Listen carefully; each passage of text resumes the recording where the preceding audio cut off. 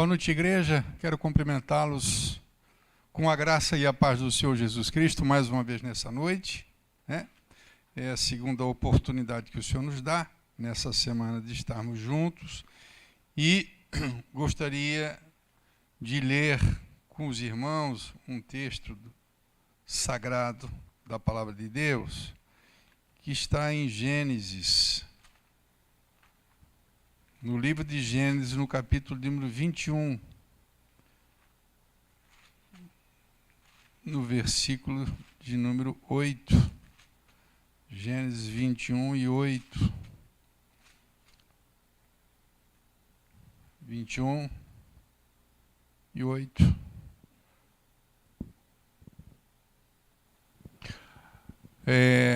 Gostaria também de lembrar os irmãos da igreja que no próximo sábado, agora, nós vamos ter o nosso culto de ceia. No novembro nós não fizemos culto de ceia, nós não tivemos culto de ceia no mês de novembro.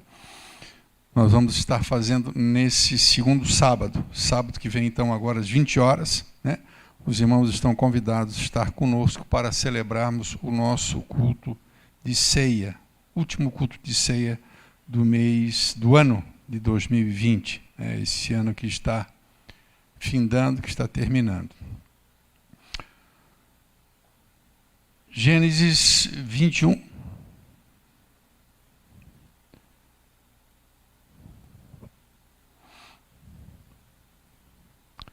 Versículo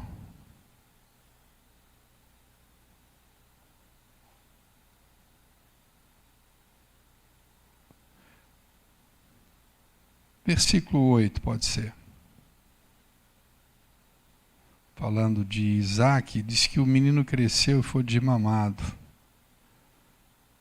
Então Abraão fez um grande banquete no dia em que Isaac foi desmamado. E viu Sara que o filho de Agar, a egípcia, que esta tinha dado a Abraão, zombava. E disse para Abraão: lança fora esta serva e o seu filho, porque o filho desta serva não herdará com o meu filho, com Isaque. E pareceu esta palavra muito má aos olhos de Abraão, por causa do seu filho, porque Ismael também era filho de Abraão. Porém, Deus disse para Abraão: não te pareça mal aos teus olhos acerca do moço, acerca de Ismael, né? E acerca da tua serva. Em tudo o que Sara te diz, ouve a sua voz. Porque será em Isaque será chamada a tua semente. Mas também do filho desta serva farei uma nação. Porque ele é tua semente, é teu filho também. Então vou abençoá-lo também. Assim como vou abençoar Isaque, vou abençoar Ismael também. Então se levantou Abraão pela manhã, de madrugada, e tomou pão, um odre de água, e os deu para Agar, pondo-os sobre o seu ombro. E também lhe deu o menino, Ismael, e despediu-a. E ela se foi, andando errante no deserto de Berseba. Consumida toda a água do odre, lançou o menino debaixo de uma das árvores. Então foi e assentou-se em frente, afastando-se à distância de um tiro de arco, porque dizia: que eu não veja morrer o menino. Não quero ver o meu filho morrer. Assentou-se em frente, levantou a sua voz e chorou. E Deus ouviu a voz do menino. bradou o anjo de Deus a Agar desde os céus e disse-lhe: o que tu tens, Agar? Não temas. Deus ouviu a voz do rapaz desde o lugar onde está. Te levanta. Toma o moço, pega-lhe pela mão, porque dele eu farei uma grande nação. E abriu-lhe Deus os olhos de Agar, e ela viu um poço de água. E ele se encheu o odre de água, e deu de beber ao moço, ao menino. E era Deus com o moço, que cresceu e habitou no deserto. E foi flecheiro, se tornou um caçador. Habitou no deserto de Parã. E sua mãe tomou-lhe mulher da terra do Egito.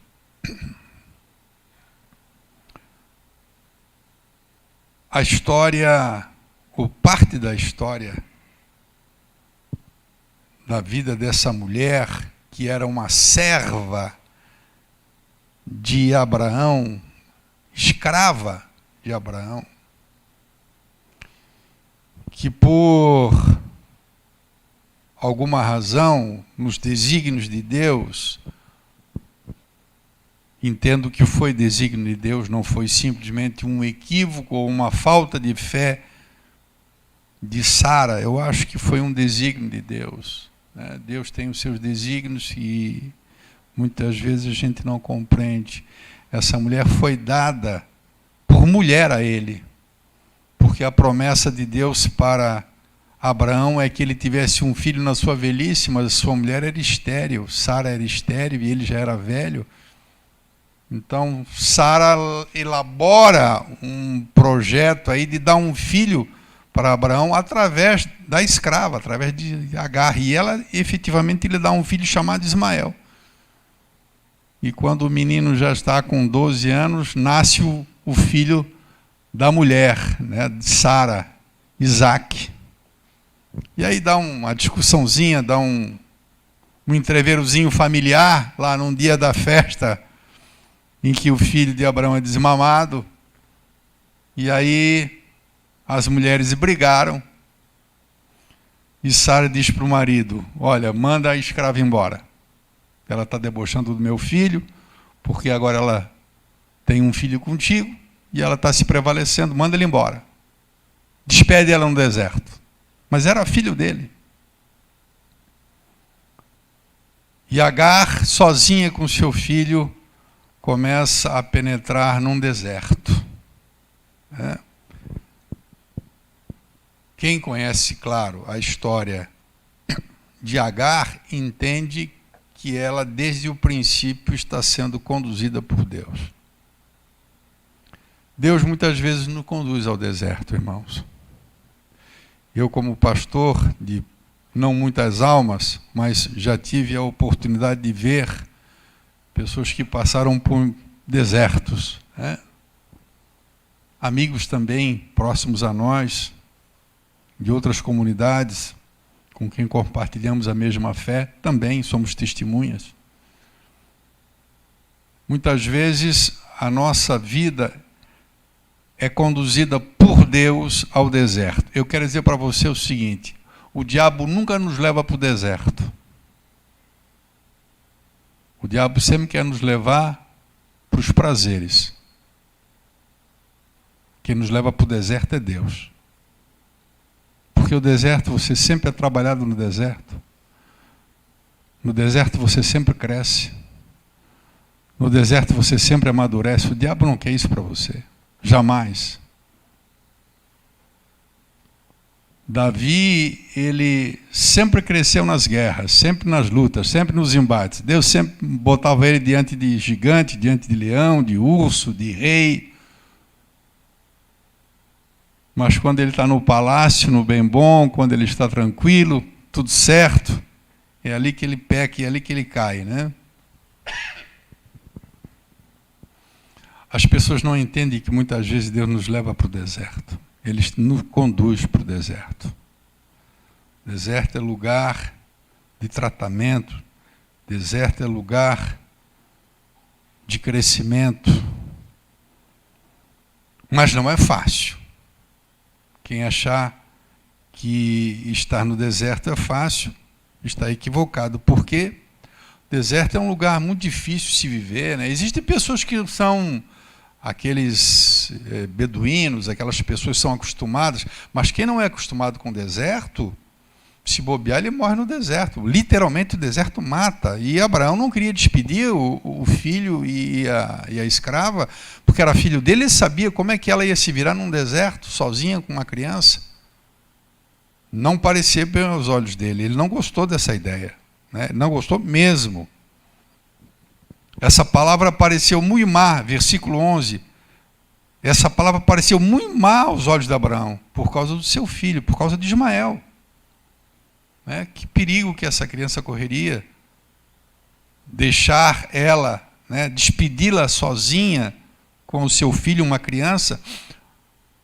Mas muitas vezes aquilo que parece ser aos nossos olhos algo ruim, normalmente parece, o deserto normalmente parece coisa ruim. Nunca parece coisa boa, né? Nunca nos parece ser bom o deserto. Sempre tem essa aparência de coisa ruim.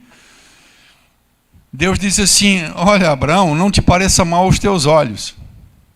Porque aos olhos dele parecia mal, a qualquer pessoa normal. Porém, Deus disse a Abraão, não te pareça mal aos teus olhos acerca do moço e acerca da tua serva. Do que você vai ter que fazer, pode despedir. Tudo que a Sara está dizendo para fazer, você pode fazer, porque eu estou cuidando dele. E eu vou fazer dele uma grande nação. Eu vou estar cuidando dele desde a saída. Eu vou estar com ele. Muito embora ele não seja a tua semente principal, mas ele é teu filho. E eu vou abençoá-lo, vou fazer dele uma grande nação. Então, essa separação não é uma separação causada, esse rompimento não é um rompimento causado simplesmente por causa de Sara.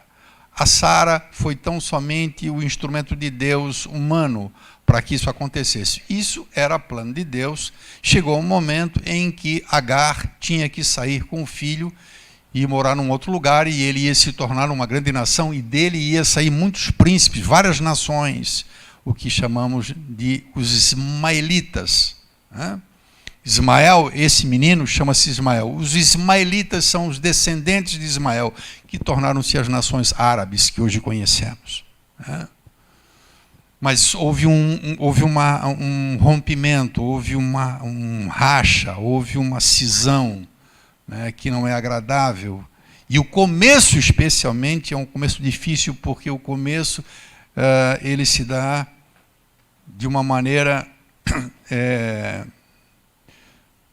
inesperada, porque foi algo inesperado por ela não estava preparada para isso, e ela é introduzida num deserto, que é um lugar difícil. Deserto, a gente sente tanta coisa junto ao mesmo tempo no deserto. Quando falo de deserto, evidentemente agora me refiro ao deserto espiritual, que muitas vezes Deus nos leva, né? Deserto na vida profissional, deserto na vida da saúde, deserto na vida familiar, deserto na vida existencial, né? São tantos desertos que a gente pode experimentar, que a gente pode viver, mas eu tenho certeza absoluta que Deus não nos permite perecer no deserto. Ao contrário, o objetivo de Deus nos levar para o deserto é nos tratar, é nos moldar, é nos fazer, nos dar crescimento. Eu tenho certeza naquilo que eu digo. Todas as vezes que nós somos levados ao deserto e que passamos pelo deserto, nós saímos mais fortalecidos, nós saímos mais maduros, nós saímos mais humildes, nós saímos mais confiantes em Deus, nós saímos mais perseverantes em Deus. justamente no deserto. Não sei se por ser um ambiente que nos maltrata, de certa forma, que nos surra, que nos açoita, né? De uma maneira impressionante, tudo isso nos traz mais força, né? Nos revigora, nos fortalece, nos aperfeiçoa. É tão complexo a gente definir as consequências, os benefícios de passar por um deserto. Quando nós entramos no deserto, via de regra, nós agimos como Agar. Diz o versículo 14, bem na parte final do versículo 14, diz assim: e ela se foi. Ele despediu ela, né, com o filho, e ela se foi, andando errante no deserto. Andando errante, quer dizer, andando sem direção, sem rumo, desorientado. Como pastor, o que mais, quando sou procurado por pessoas que se encontram em situação semelhante, justamente essa é a frase que a gente mais ouve: pastor, eu estou sem norte, eu estou sem rumo, eu estou sem direção, eu não sei o que fazer, eu não sei para onde eu vou, eu não sei o que decidir, eu não sei o que fazer. Então, isso é errante. A gente está indo, mas a gente não sabe para onde é que está indo, né? A gente está desorientado. Está andando por andar. Porque, de qualquer maneira, a vida continua. Mas a gente não sabe onde vai dar. A gente não sabe o que vai acontecer, qual é o final, né? No caso dela, especificamente, imagina, ela devia ser uma mulher jovem. Abraão já era um homem velho. Deus o chamou com 75 anos, ele estava com 100. Essa mulher podia... Hoje, uma moça de 25, 30, podia ser criança. Cresceu junto, né? Foi criado com eles ali, naquele clã, naquele grupo de pessoas. Ela não tinha mais ninguém, ela não tinha um endereço, ela não tinha um outro lugar para onde ir. Foi despedida e ir para onde? Então, é por isso que a Bíblia diz que ela sai errante, ela não tem para onde ir, ela não tem um destino, ela não tem um endereço. Ela não sabia para onde ia. E é assim que a gente muitas vezes faz, quando a gente entra no deserto. Especialmente quando a gente entra no primeiro deserto. Quando a gente entra no primeiro deserto, não é fácil. O segundo, a gente já tem um pouquinho mais de experiência. Quando a gente passa por outros desertos, a gente já está mais experiente com Deus, né? Eu não sei quantos desertos Deus tem reservado para cada um de nós. Não sei. Mas eu posso falar para você com toda certeza que para alguns de nós não são poucos, né? São muitos. E quanto mais a gente passa pelo deserto, mais forte a gente fica. Quanto mais a gente passa pelo deserto, mais resistente a gente fica. Mais confia em Deus. E quanto mais nós passamos pelo deserto também, mais palha, mais impureza são eliminadas. E mais puro a gente fica. Se nós não sabemos para onde vamos, Deus sabe para onde nós vamos. Quando entramos no deserto, se nós estamos desorientados, Deus sabe. Deus, na realidade, está nos guiando. É isso que a gente aprende com o grande êxodo de Israel. Israel não sabia para onde ir, mas Deus sabia para onde estava levando. Israel acha que se equivocou quando chegou diante do mar, mas Deus levou ele ali. Eles foram guiados por Deus. Eles foram dirigidos por Deus. E quando eu olho para a história para essa pequena história, esse ocorrido com essa mulher, eu vejo que do momento em que ela sai da casa de Abraão até o momento em que ela se assenta de longe para ver o seu filho, para não ver o seu filho morrer, até aquele lugar ali também Deus já estava guiando ela, porque não foi uma coincidência o fato dela parar ao lado de um poço d'água. Ela não tinha visto o poço. E se ela não tivesse aquele poço, certamente ela ia morrer, porque o filho já estava em agonia. Versículo 19 diz: e abriu-lhes Deus os olhos. Deus abriu os olhos de Agar, quando ela estava... Abriu os olhos, quer dizer, irmãos, é que ela estava tão aturdida com essa situação, ela estava tão desesperada, que ela não enxergava nada, ela só via areia, ela não via para onde estava indo, ela estava errante. Mas Deus, na verdade, tomou ela pela mão dela e levou ela perto de um poço. E quando ela clama ao anjo, quando ela clama ali, que o anjo ouve, que ela faz aquele clamor, que o menino começa a chorar, e que o anjo de Deus ouve, e Deus diz que ele abriu os olhos dela e ela viu um poço d'água. Não foi um milagre, irmão. Deus não fez brotar um poço ali. Deus levou ela até aquele poço. A nossa vida... Tenho certeza absoluta que a nossa vida é um traçado de um caminho que Deus fez. Deus traçou um caminho e muito embora às vezes a gente questione esses caminhos, mas seguramente é Deus que nos leva nesses caminhos, né? O fato de ela chegar e parar muito próxima desse poço me dá a certeza plena de que, mesmo desorientada, ela foi conduzida por Deus até próximo a esse poço. Então, ele não somente nos guia no deserto, mas Deus cuida de nós no deserto. É como eu disse anteriormente, Deus jamais permite que nós venhamos perecer no deserto. Jamais. Israel esteve no deserto 40 anos. Os que pereceram por desobediência, pereceram por idolatria, por rebeldia. Né?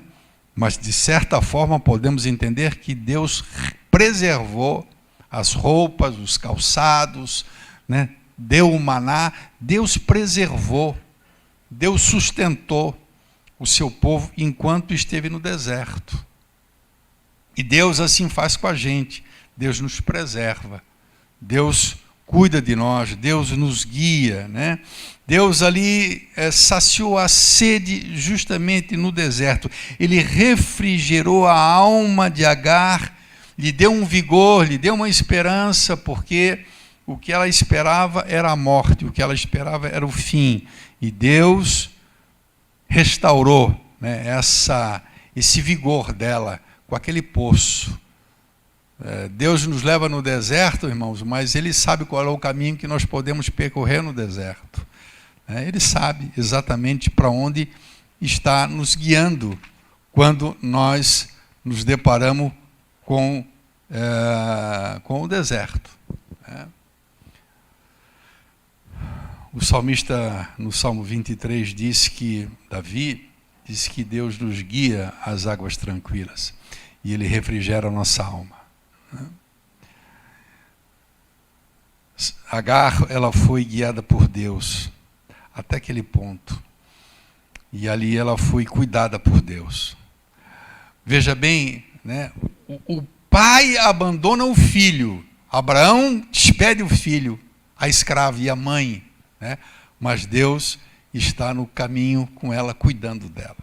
Às vezes nós nos sentimos sós. Muitas vezes, acho que boa parte delas, nós nos sentimos sozinhos no deserto. Né?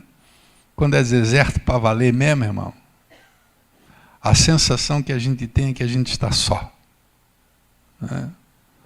Dependendo, inclusive, do perfil de cada um, de ser mais quieto, de guardar mais para si, né, as suas dores, os seus dilemas, né, a sensação é essa, de solidão, mesmo que você esteja cercado de pessoas. Né? Nós podemos estar só nesse sentido, mas seguramente Deus está com a gente. Deus está junto de nós. Agar, ela apostava, nas minhas palavras, ela apostava todas as fichas no filho. Todas as fichas. Imagina aquela mãe que luta, que batalha, né, para criar um filho, que acorda de madrugada, que se esforça, e ela, no coração dela, ela tem todo o seu empenho, né, investido para poder educar o filho, para dar uma boa educação, porque o seu projeto, todo o seu sonho, tudo que ela deseja para a vida se resume ou se converge no filho. Você já conheceu pessoas assim? Pais e mães que fizeram tudo por causa do filho. Pessoas que muitas vezes não tinham estudo, que não tinham condições. Pessoas que fizeram um sacrifício para dar uma boa educação, para ver o filho se tornar um doutor, se tornar alguma coisa, porque querem ver o filho, né? É o projeto deles, é o filho. O filho vai ser o futuro deles, que vai ajudá-los depois, quando forem velhos, né? A bênção de Agar era Ismael. O projeto, o sonho de Agar se realizaria em Ismael. Tudo que ela tinha e que ela desejava convergia em Ismael. Mas ela, num dado momento, se afasta do seu sonho.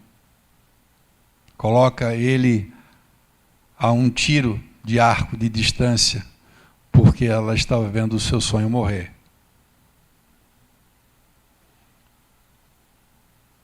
Porque dizia que eu não veja morrer o menino. Ela só tinha um filho, desamparada agora, despedida da sua patroa, e o filho, ela via a situação, ela disse, eu vou esperar e ver o que vai acontecer, não quero ver ele morrer, né? No deserto, nós muitas vezes achamos que pode ser o fim de algumas coisas. No deserto, nós podemos achar que é o fim do nosso casamento. No deserto, nós podemos achar que é o fim de uma atividade profissional, de uma renda, de um sustento. No deserto, nós podemos achar que é o fim da nossa vida, vida, por causa de uma doença, por causa de uma enfermidade. O deserto, ele nos proporciona essa cara de que terminou, né? Acabaram as minhas esperanças. No deserto, muitas vezes, os nossos sonhos entram em agonia, como entrou Ismael. O anjo disse, olha, Deus ouviu a voz do menino. Então o menino começou a chorar, alguma coisa, né? Começou a clamar, a mãe também e a criança, né? Ouviu Deus a voz do menino, diz o versículo de número 17. Mas aquilo, irmãos, que muitas vezes parece ser o fim, eu já disse isso várias vezes na igreja, e como disse Paulo a uma das suas igrejas, eu não me canso de repetir, porque isso é para o bem dos irmãos. Eu não me canso de repetir que aquilo que muitas vezes nos parece ser o fim, na verdade, é o começo, apenas o começo de um novo tempo na nossa vida, né? O deserto, ele via de regra, ele quase sempre ele se apresenta como um prelúdio, né? O prelúdio é aquela fase intermediária de um estado para outro, né? Muitas vezes a gente está numa fase na vida e a gente passa por um deserto, e às vezes o deserto é longo, e quando sai do deserto, começa-se uma nova etapa na vida da gente, depois de ter passado o deserto, porque daí sai fortalecido, sai edificado, né?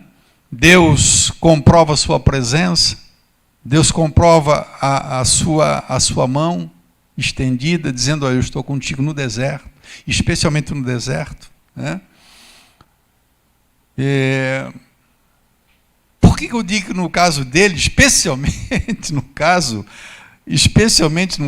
de Ismael, foi o começo, não foi o fim? Porque o versículo 20, ironicamente, diz que Deus era com o moço. que cresceu. E sabe onde é que ele foi habitar, irmão? Ele foi habitar no deserto. Aquilo que para ele se tornou um lugar de morte, a princípio, aos olhos da mãe, e para ele se tornou depois o seu habitat natural. Ele cresceu no deserto, se tornou um flecheiro no deserto, se tornou poderoso no deserto. O deserto se tornou o seu lugar, né? Não quero dizer com isso, evidentemente, que os desertos que a gente passa se tornarão depois nossa morada permanente. Não é nesse sentido, né? Mas é porque muitas vezes aquele deserto, aquela fase, aquele momento, é tão somente um estado transitório de uma outra etapa, né? Eu não sei quantas etapas eu tenho certeza que a maioria das pessoas já passaram por etapas. E as etapas, muitas vezes, quando mudam, né, muitas vezes mudam à custa de rompimentos, de mudanças bruscas. Para quem facilmente se acomoda a uma mudança, é fácil, né? Você trabalha como empregado num lugar, tem um bom salário, tudo tranquilo, né? Está ali há 5, 10 anos, daqui a pouco você vê desempregado. E aí fica desempregado 2, 3, 4, 5, 6 meses, né? E você acha que é o fim. Bom, agora... E às vezes é uma fase transitória para uma nova fase na tua vida, você se tornar, de repente, um profissional autônomo, se tornar dono do seu próprio negócio, né? E tinha que ter o começo, porque você não pode ser empregado e ser dono de uma empresa, as duas coisas ao mesmo tempo não dá. É? Em todas as áreas do nosso viver, as mudanças, especialmente aquelas que não são causadas pela nossa própria vontade, né? Eu estou falando aqui, irmãos, porque ninguém vai para deserto de livre e espontânea vontade, né? Senão nós somos mentirosos, é que nós buscamos deserto. Nós não buscamos deserto, nós buscamos sempre estar tranquilo, estar bem seguro. Isso é o que a gente busca, né? O que eu quero dizer é que, às vezes, Deus no caminho que Deus está nos conduzindo, né, esse caminho faz-nos passar por momentos de rompimento, de ruptura, de mudança. E isso traz muitas vezes desconforto, é desagradável, a sensação não é boa. Mas traz um grande aprendizado, um grande aprendizado. Houve uma época na minha vida que eu temia muito os desafios. Acho que, não sei se é da minha personalidade, eu temia muito os desafios. E houve um tempo depois que eu mudei a minha oração para com Deus. Eu acho que a minha oração hoje é diferente, né? E eu não procuro fugir dos desafios, eu não procuro virar as costas para os desafios, eu procuro enfrentar os desafios, evidentemente, com a força de Deus, com a graça de Deus, porque eu sei que é através dos desafios que a gente cresce, né? E é através dos desertos, e esses desertos, muitas vezes, são desafios que a gente enfrenta. Os benefícios, eu acho que eu falei no início, os benefícios que o deserto eles trazem para a nossa vida é uma coisa incalculável, né? O efeito que isso traz para a nossa fé, para a nossa confirmação, para a consolidação como pessoa que confia e espera em Deus. O deserto ele é fundamental, ele é fundamental. Por isso Deus leva sim para o deserto. Deus tinha um plano com um jovem que tinha um ambiente tão gostoso, tão saudável, tão rico de amor, de carinho por parte do pai, como o caso de José. Tudo tão certo, tudo tão perfeito. Mas o caminho que Deus tinha para José era um caminho excelente, mas previa uma passagem tenebrosa. Não para machucá-lo, não para feri-lo, não para fazê-lo perecer, não, para fazer dele um homem, para fazer dele um homem de primeira linha. Né? A que custas, irmão? De uma faculdade caríssima? De estudos no exterior? Não. A custa de ser escravo e a custa de ser um prisioneiro. Foi a escola que Deus deu para José.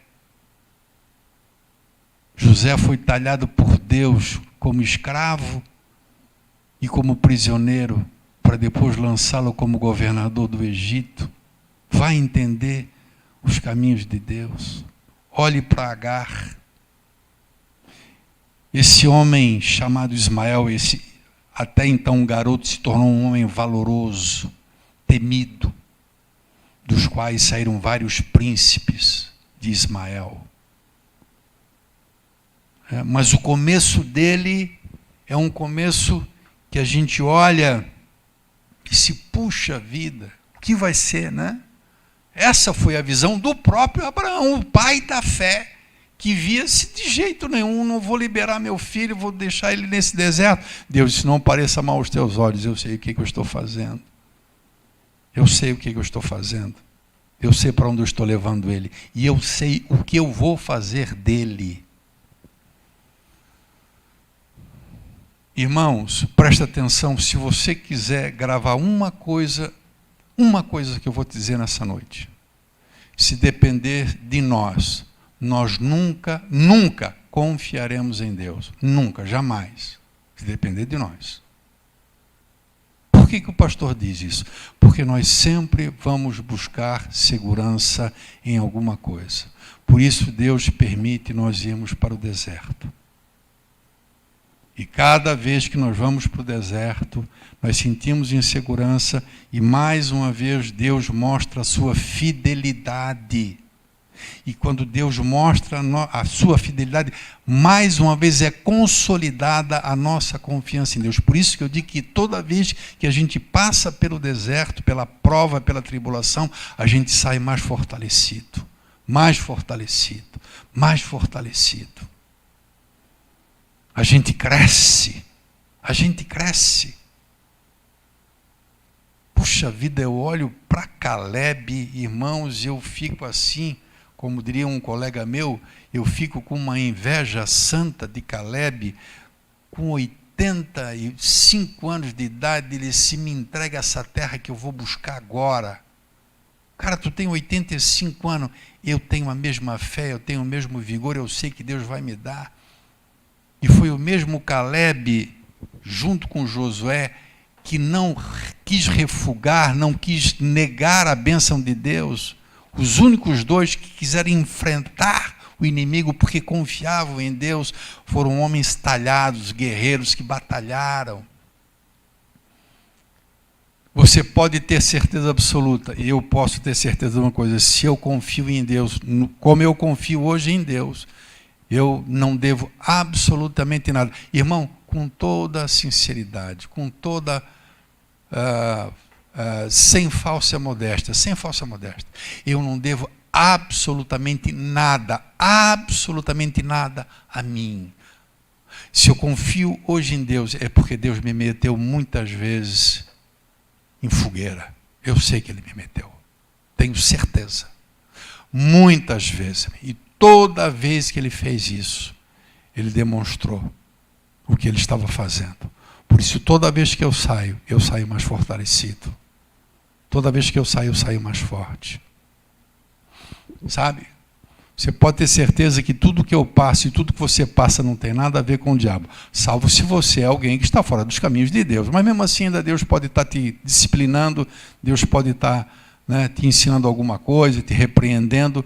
Eu estou falando daquelas coisas que acontecem na vida da gente, que você olha e diz, puxa, mas eu fiz tudo certo, eu fiz a coisa certa, eu fui correto, eu fui direito, eu fui... E você vê aquilo. e você passa por aquilo. O deserto, para finalizar, irmãos, ele é a maior oportunidade. A maior oportunidade que nós temos, que Deus nos dá, de nós buscarmos o socorro de Deus, de nós reconhecermos a nossa dependência de Deus, de nós chorarmos aos pés de Deus, de nós nos humilharmos na presença de Deus. O deserto nos proporciona isto.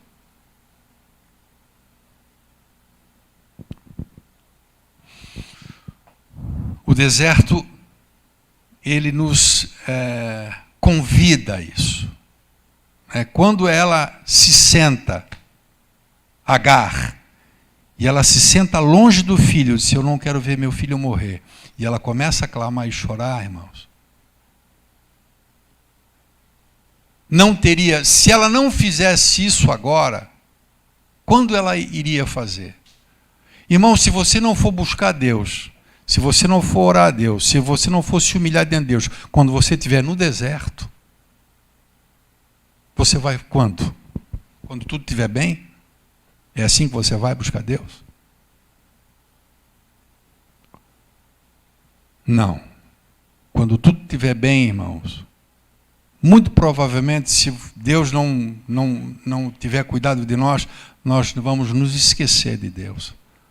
Nós vamos nos ocupar com as nossas bênçãos, com os nossos bens, com as nossas posses, com as nossas amizades.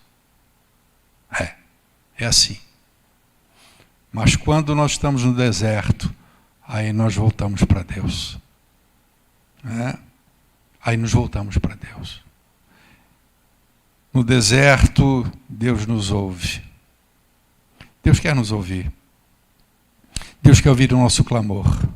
O bom seria que Deus nos ouvisse sempre, né?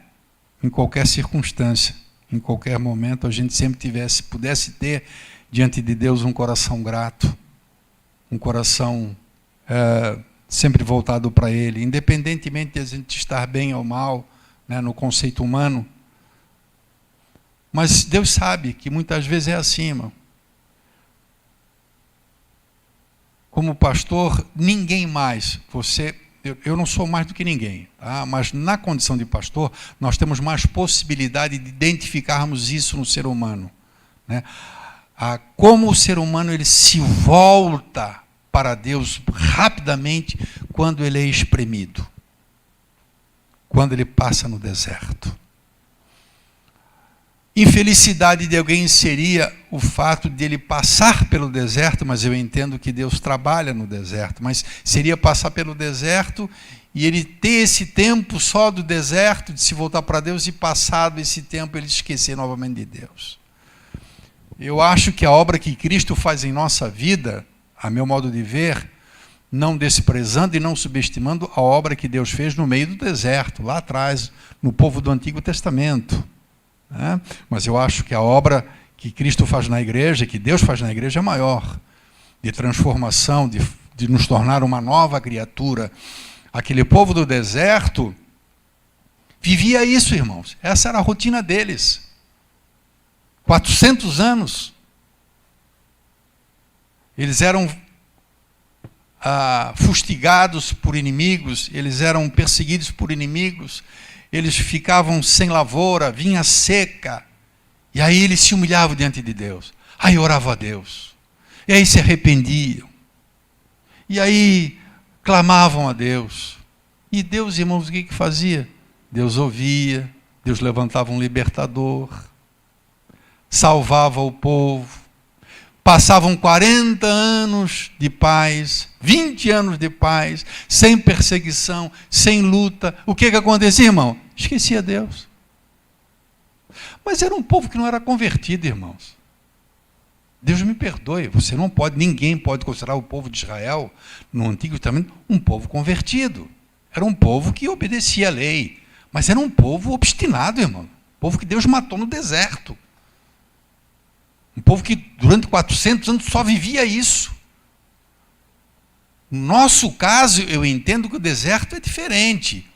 Na nossa vida, irmãos, a cirurgia que Deus nos faz, o tratamento que Deus nos dá no deserto, é para nos curar, é para nos amadurecer, para nós crescermos, para nos tornarmos melhores.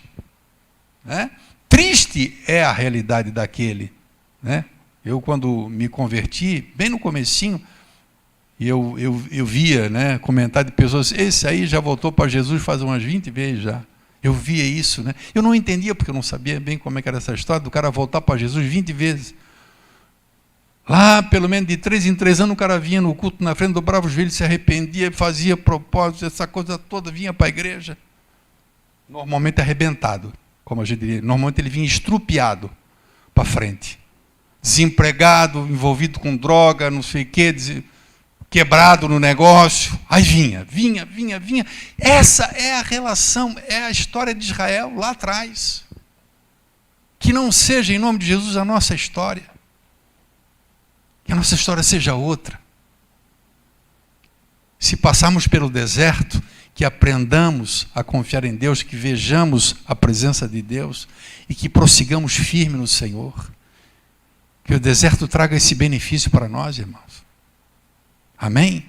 Fique de pé em nome de Jesus.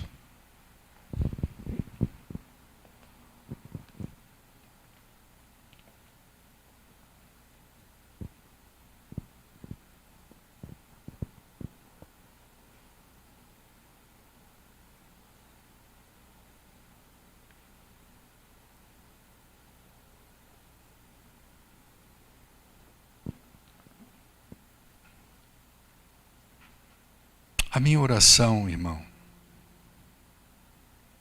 o meu desejo como pastor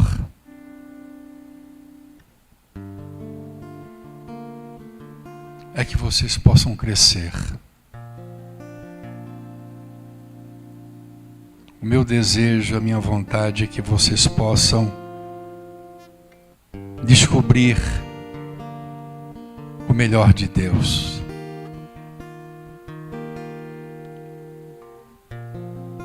A grande experiência de Jó, que era um homem temente a Deus, que era um homem que se desviava do mal, que não havia nele nenhuma repreensão da parte de Deus. Mas mesmo assim, Jó cresceu naquilo que viveu. Deus permitiu que tudo aquilo acontecesse na vida de Jó, não para a destruição de Jó. Jó foi abençoado mais ainda. E para aqueles que têm muito interesse na questão da bênção material, fazem uso dessa palavra. Não, irmão. O melhor de Jó não foi o que a riqueza dele veio dobrada depois. Não foi isso.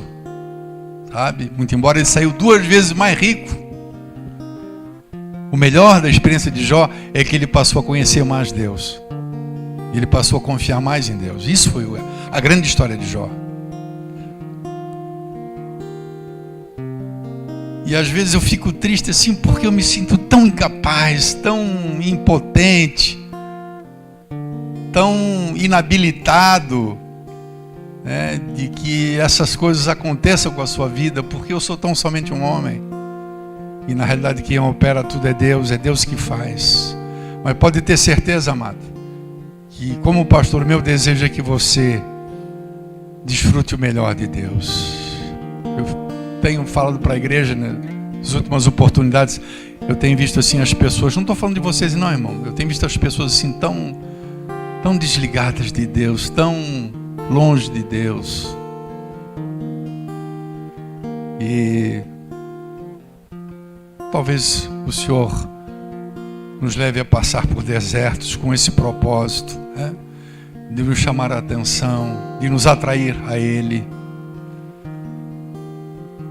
de tirar toda a nossa sujeira, toda a impureza. Querido Deus e Pai,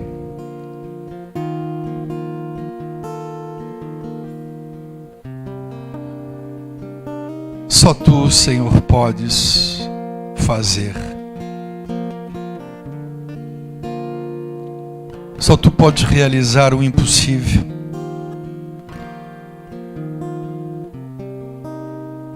Só tu podes revelar ao homem, à mulher, ao jovem, as tuas riquezas.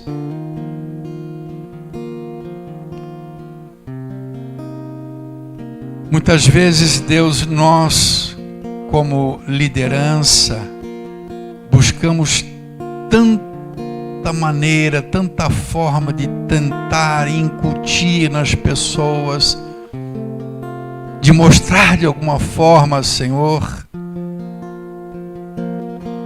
o teu melhor, mas nós somos impotentes para isso, Pai.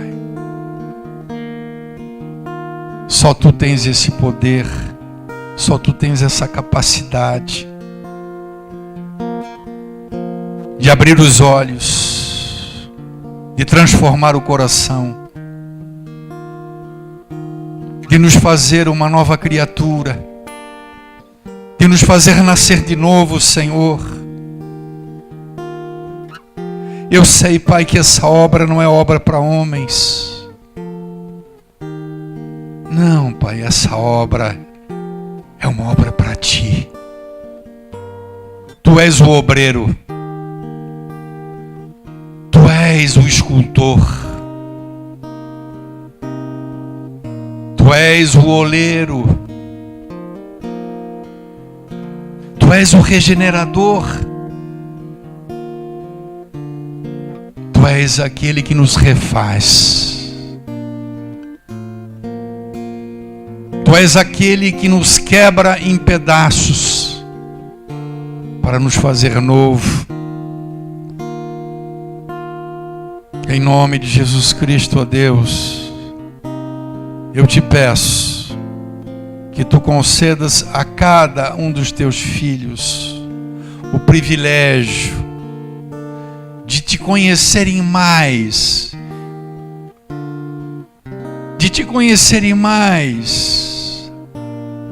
a cada dia, através de suas lutas, no meio das tempestades, no meio dos desertos, que porventura o Senhor os faça passar.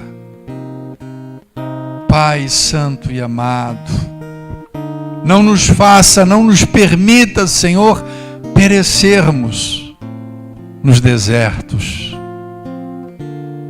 Ao contrário, Deus, mostra-nos o poço, sacia, Senhor, a nossa sede,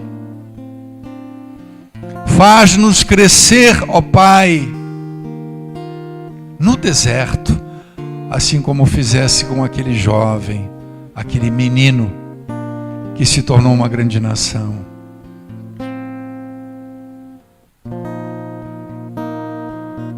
Quem pode nos ensinar melhor, Pai, do que o Senhor Deus? Quem pode, Pai, nos ensinar? Diante do que tu tens feito em minha vida, Pai, e só tu entendes o que falo nesta noite. Eu me coloco diante de ti e te pergunto: quem pode revelar ao homem a obra que o Senhor tem para realizar na vida de cada um, senão o teu próprio Espírito? O que tens para fazer dentro de nós é grande demais, Senhor. É maravilhoso demais. É muito além do que a gente possa supor, do que a gente possa imaginar, Deus. A minha alma se alegra nesta noite em Ti, meu Pai,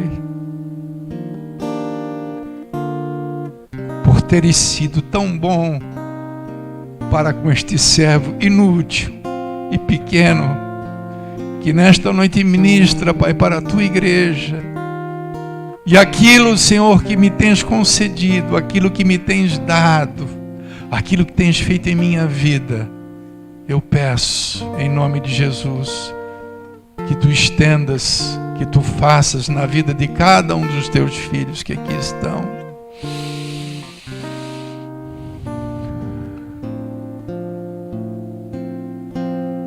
tua palavra, Jesus, é de que o ladrão, ele vem senão para roubar, matar e destruir.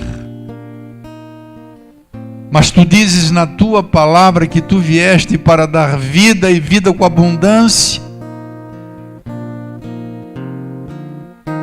Pai, quem sabe, quem pode dizer que sabe o que é vida abundante, senão somente aquele que tem?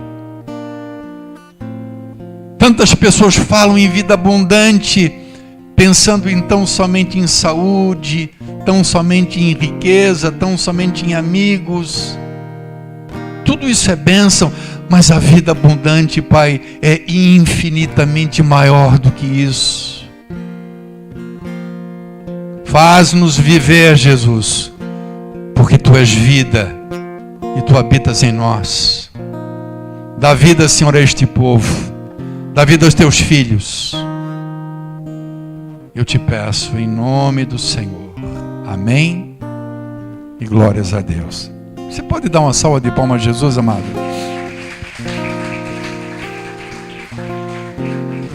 Ah, meu irmão, como eu gostaria de poder mais, mas o meu poder é limitado. De você poder enxergar as coisas. Mas que Deus faça isso, em nome de Jesus. Na sua vida, que Deus abra os teus olhos. Que Deus converta o seu coração de todo. Que Deus transforme o seu coração. Amém? Pode ter certeza que é o desejo do seu pastor. Aleluia. Vai em paz.